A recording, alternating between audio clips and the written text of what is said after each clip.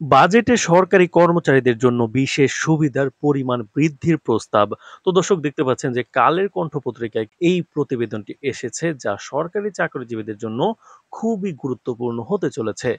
সুতরাং সম্পূর্ণ ভিডিওটি দেখতে থাকুন এবং ভিডিওর শুরুতে অবশ্যই রিকোয়েস্ট থাকবে আমাদের চ্যানেলটি সাবস্ক্রাইব করে দিন মহার্ঘ ভাতার গুরুত্বপূর্ণ বিশেষ আপডেটগুলো সবার আগে পেতে। তো দর্শক, আপনি একজন সরকারি চাকরিজীবী হয়ে থাকলে আজকের ভিডিওটি কিন্তু আপনার জন্য খুবই গুরুত্বপূর্ণ। তো দর্শক, চলুন আমরা আমাদের প্রতিবেদনে চলে যাই।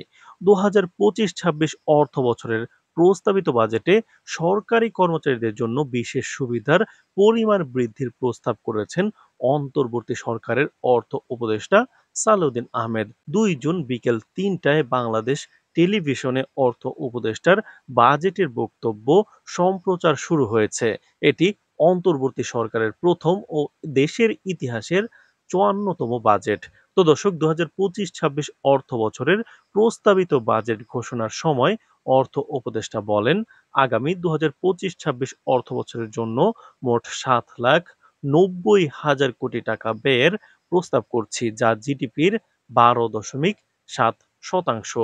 তো দর্শক, এর মধ্যে পরিচালন সহ অন্যান্য খাতে মোট ৫,৬০,০০০ কোটি টাকা এবং বার্ষিক উন্নয়ন কর্মসূচিতে ২,৩০,০০০ কোটি টাকা বরাদ্দের প্রস্তাব করছে। তিনি আরো বলেন, এ প্রসঙ্গে উল্লেখ করতে চাই যে ২০১৫ সালের পর এখন পর্যন্ত বেতন কাঠামো প্রণীত না হওয়ায় বিষয়টি বিবেচনায় নিয়ে এবারের বাজেটে সরকারি কর্মচারীদের জন্য বিশেষ সুবিধার পরিমাণ বৃদ্ধির প্রস্তাব করছি। তো দর্শক, ভিডিওটির এই পর্যায়ে এসে এখন পর্যন্ত যারা আমাদের চ্যানেলটি সাবস্ক্রাইব করেননি, অবশ্যই চ্যানেলটি সাবস্ক্রাইব করে দিন মহার্ঘ ভাতার গুরুত্বপূর্ণ আপডেট সবার আগে পেতে। বর্তমানে বেসামরিক প্রশাসনে ১৪,৪৩,৫১৮ জন সরকারি কর্মচারী কর্মরত আছেন। তাদের মধ্যে প্রথম থেকে ১০তম গ্রেডে ৩,৪০,৭৪৪ জন এবং ১১ থেকে ২০তম গ্রেডে ১১,০২,৭৭৪ জন রয়েছেন। এ সময় প্রথম থেকে ১০তম গ্রেড এবং ১১ থেকে ২০তম গ্রেডের কর্মচারীদের জন্য আলাদা মহার্ঘ ভাতা দেওয়ার চিন্তা ছিল। সরকারি কর্মচারীরা বর্তমানে অষ্টম বেতন কাঠামো অনুযায়ী বেতন ভাতা পাচ্ছেন, যা ২০১৫ সালের ১ম জুলাই কিন্তু অর্থাৎ ১লা জুলাই কার্যকর করা হয়েছিল। তার আগে ২০০৯ সালের ১ জুলাই সপ্তম বেতন কাঠামো ঘোষণা করা হয়েছিল। সাধারণত সরকার ৫ বছর পর পর নতুন বেতন কাঠামো ঘোষণা করে থাকে, কিন্তু অষ্টম বেতন কাঠামো ঘোষণার ৯ বছরের বেশি সময় হওয়ার পরও নতুন বেতন কাঠামো না আসায় অনেকের বেতন গ্রেডের শেষ ধাপে ঠেকেছে। এই বিষয় এবং মূল্যস্ফীতি আমল নিয়ে ২০২৩ সালের ১ জুলাই থেকে সরকারি কর্মচারীদের ৫% হারে বিশেষ প্রণোদনা দেওয়া হচ্ছিল।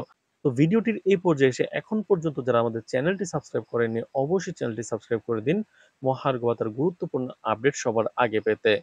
তো দর্শক, মহার্ঘ ভাতাকেই কিন্তু বিশেষ সুবিধা হিসেবে নামকরণ করা হলো। অর্থাৎ মহার্ঘ ভাতা দেওয়া হলে একটা নির্দিষ্ট হারে দিতে হবে। এছাড়াও সরকারি চাকরিজীবীদের যে ৫% বিশেষ প্রণোদনা দেওয়া হয়, সেটা কেটে নিয়ে সেটা থেকে একটু বাড়িয়ে কি বিশেষ সুবিধা দেওয়া হবে কিনা সেটা কিন্তু এখন সময়ের প্রশ্ন। অর্থাৎ মহার্ঘ ভাতাকেই বিশেষ নামকরণ করে বিশেষ সুবিধা করা হচ্ছে, যা সরকারি চাকরিজীবীদের বেতন কাঠামোতে তেমন কোনো উল্লেখযোগ্য প্রভাব রাখবে না বলে মনে হচ্ছে। তো দর্শক, এই বিষয়ে আপনার কি মতামত অবশ্যই কমেন্ট করে জানাবেন। আর ভিডিওটির এই পর্যায়ে এসে এখন পর্যন্ত যারা চ্যানেলটি সাবস্ক্রাইব করেননি, অবশ্যই চ্যানেলটি সাবস্ক্রাইব করে দিবেন। মহার্ঘ ভাতার গুরুত্বপূর্ণ বিশেষ সুবিধার কিভাবে বন্টন হবে সেটা জানাবো পরবর্তী ভিডিওগুলোতে। আজ এ পর্যন্তই। ধন্যবাদ।